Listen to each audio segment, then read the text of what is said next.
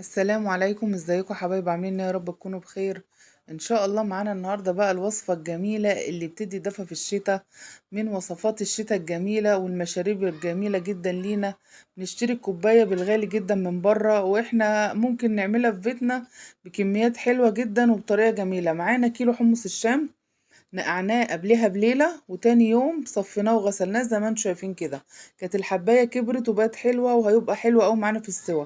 معانا في التوابل بتاعته معلقة توم كبيرة، لان انا جايبة كيلو حمص. معانا بابريكا، كمون، ملح بس، واذا كنتوا عاوزين شطة بحسب الرغبة. تمام. ومعانا طماطم مضروبة في الخلاط زي ما انتوا شايفين كده، في حدود كيلو طماطم او نص او كيلو الا ربع على كيلو الحمص، لان انا هحطه في حلة مية كبيرة. تمام يا حبايبي. على اساس ان الحمص ما شاء الله كمية كبيرة، فمحتاج مية كتير على قده. انا جايبة كيلو زي ما انتم شايفين، ولازم تنقعوه قبلها بليلة يا جماعة.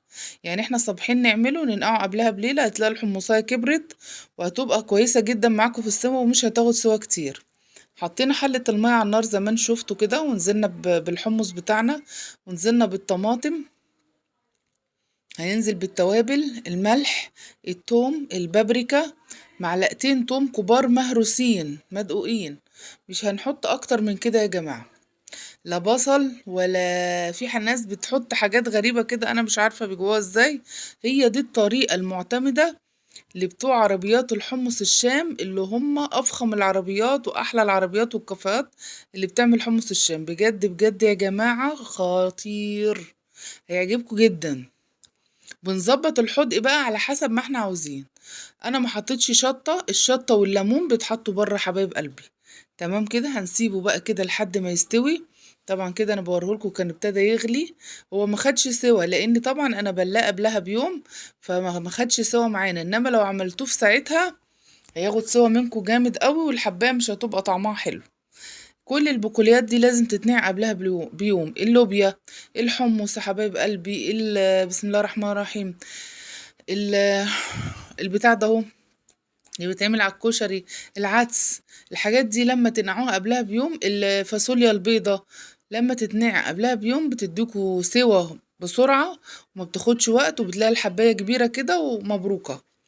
كده كان داخل خلاص على سوا. بصوا كده كان خلاص، اللهم بارك. ما شاء الله الحباية كانت زي الزبدة كده. انا بقول لكم تمام قوي. وكده كان الشكل النهائي ليه. قدمناه بقى بطريقة حلوة. الليمون بره، الشطة برضو بره، انما الكمون كان محطوط عليه، والبابريكا والملح والثوم المفروم. ويا رب تكون وصفة الحمص الشام عجبتكم.